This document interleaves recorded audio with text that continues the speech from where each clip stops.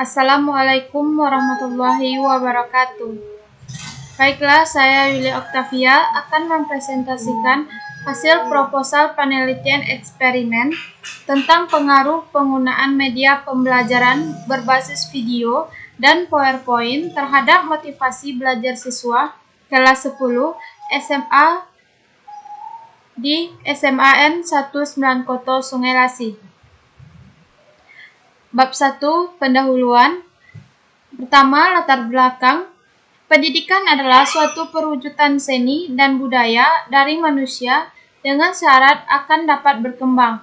Karena sebab itu, perubahan dan perkembangan suatu pendidikan harus memang dilakukan untuk mendapatkan suatu pembelajaran yang memang harus diinginkan. Tujuan adanya pendidikan ini untuk mengantarkan para siswa dapat menuju perkembangan dan dapat merubah suatu tingkah laku. Tingkah laku ini akan tercermin dari secara intelektual, moral di lingkungan tempat tinggalnya. Berdasarkan wawancara yang telah saya lakukan pada tanggal 20 Oktober 2020 ke guru SMA 19 Koto Sungai Lasih, pada pernyataan guru tersebut menyebutkan bahwa pada masalah kompleks yang dialami peserta didik dalam pembelajaran ialah kesulitan dalam memahami mata pembelajaran yang diterangkan oleh guru sehingga rasa bosan dan jenuh itu hadir dan membuat motivasi belajar siswa berkurang dan rendahnya minat belajar yang akan menyebabkan berpengaruh terhadap hasil belajar siswa tersebut dan akhirnya tidak mendapatkan hasil yang memuaskan. Seperti biasanya, sekolah itu menentukan KKM 75, tetapi setelah melakukan pretest, siswa tidak mendapatkan nilai di atas 75 atau KKM tersebut. Salah satu solusi dalam permasalahan ini, guru di sekolah ini mencoba mengajar menggunakan pembelajaran video dan PowerPoint. Dengan belajar menggunakan media ini, peserta didik akan tertarik untuk memperhatikan apa yang disampaikan oleh gurunya. Media ini bisa menggunakan tulisan dan gambar sehingga mudah diingat dan ditirukan. Media pembelajaran ini juga bisa dilakukan secara individu, massal maupun kelompok. Dalam proses pembelajaran biologi sangat diperlukan suatu media ini. Penelitian ASRI 2007 menunjukkan bahwa menggunakan media pembelajaran lainnya seperti simbiosis sangat membantu siswa bersemangat dan termotivasi dan hasil pembelajaran yang didapatkan sangat memuaskan. Berdasarkan uraian yang telah dijabarkan di atas sebelumnya, maka peneliti akan melakukan penelitian yang berjudul Pengaruh Penggunaan Media Pembelajaran Berbasis Video dan PowerPoint terhadap Motivasi Belajar Siswa kelas 10 di SMA 19 Koto Sungai Lasih. Penggunaan video dan PowerPoint ini bisa menarik peserta didik untuk lebih giat belajar dan bisa menyelesaikan tugas dengan baik dan maksimal. 1.2 Identifikasi masalah. Masalah dari pembahasan di atas ialah media pembelajaran yang digunakan belum maksimal untuk proses pembelajaran ini. Dilihat dari guru hanya menggunakan papan tulis dan buku paket atau menonton teks yang diberikan guru tersebut. 2. Minat belajar siswa yang sangat rendah dilihat dari begitu kurang semangatnya siswa dan tidak ada motivasi dan banyak siswa yang tidak memperhatikan penjelasan guru. 3. Masih banyak peserta didik yang mendapatkan nilai di bawah KKM. 4. Melihat apakah setelah menggunakan media pembelajaran video dan PowerPoint ini meningkatkan motivasi belajar siswa tersebut. 1.3 Batas masalah. Penelitian ini dibatasi oleh peserta didik SMA kelas 10 di SMA 19 Koto Sungai Lasi adalah media pembelajaran yang kelas biasa menggunakan buku dan kelas terkontrol menggunakan PowerPoint dan video. Motivasi belajar yaitu motivasi yang semangat dan tidak semangat. Prestasi yang didapatkan siswa pada saat pembelajaran.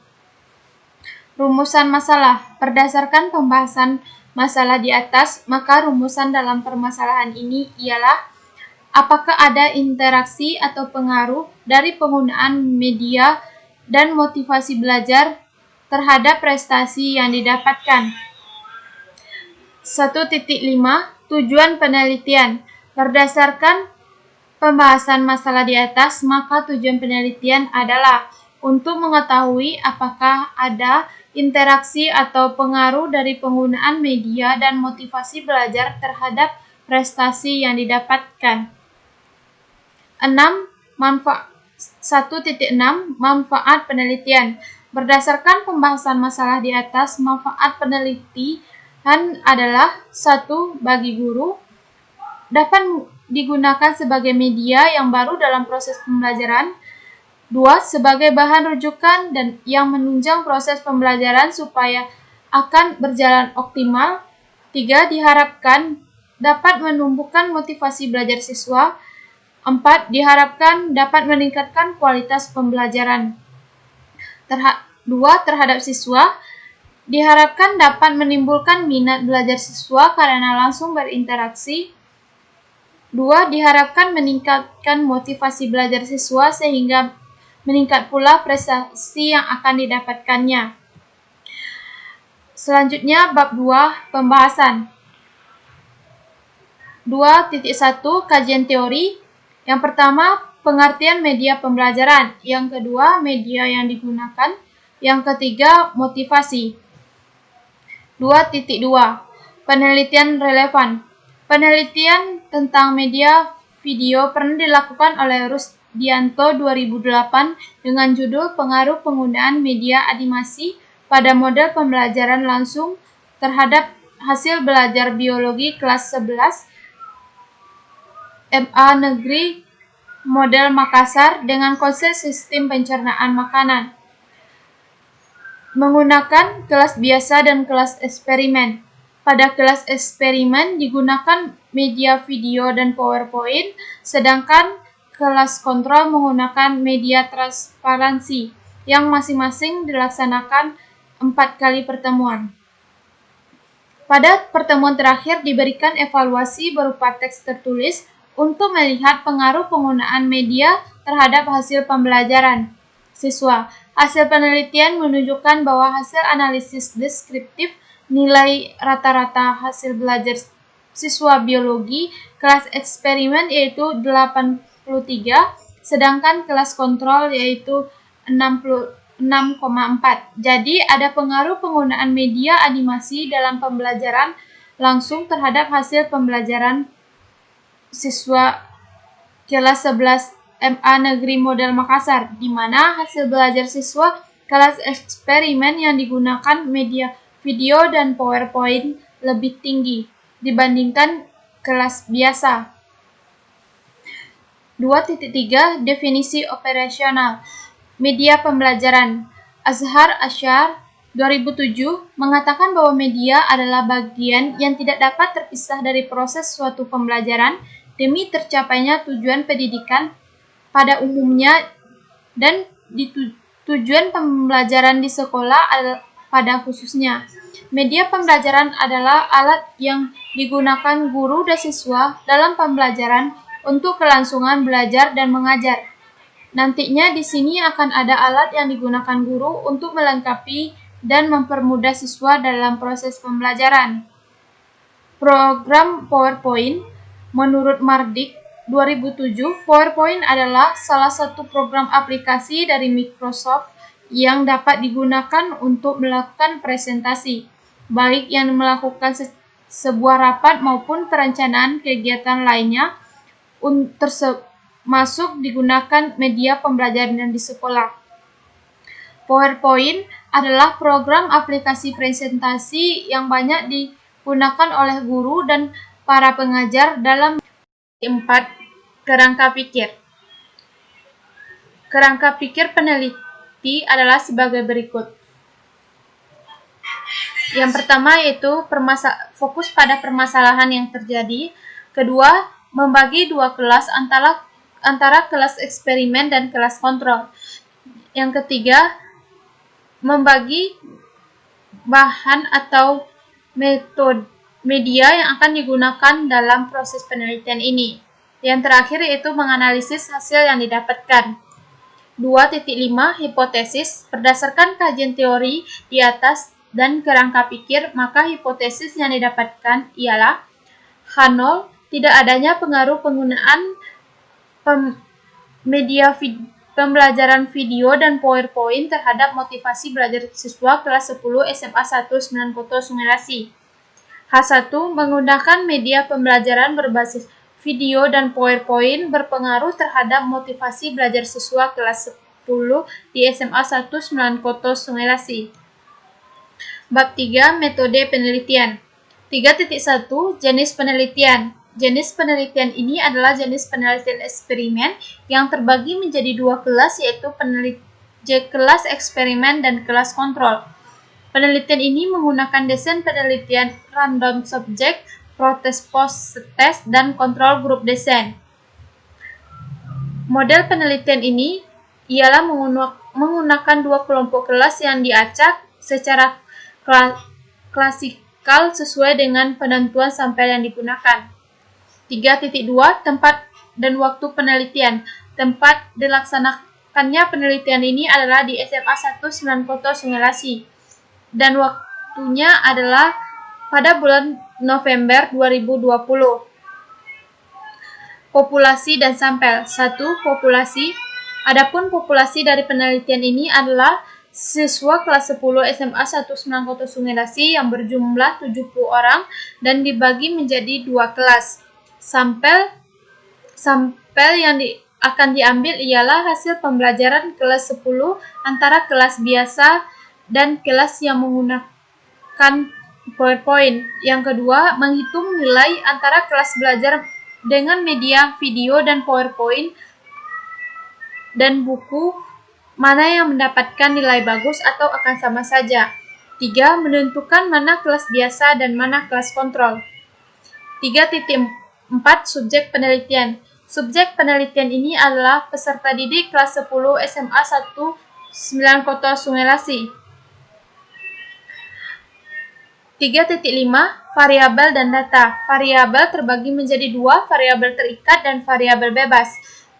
Variabel terikat ialah motivasi belajar siswa biologi kelas 10 SMA 1 9 Koto Sungai Lasi.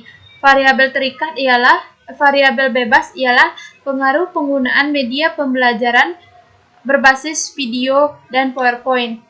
Jenis data ialah pertama, data primer, data yang berasal langsung dari sumbernya.